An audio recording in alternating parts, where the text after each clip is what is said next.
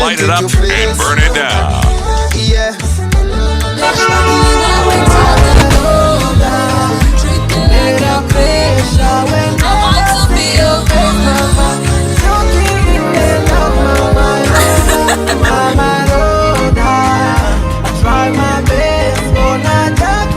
Give him that fire. Give him the flame.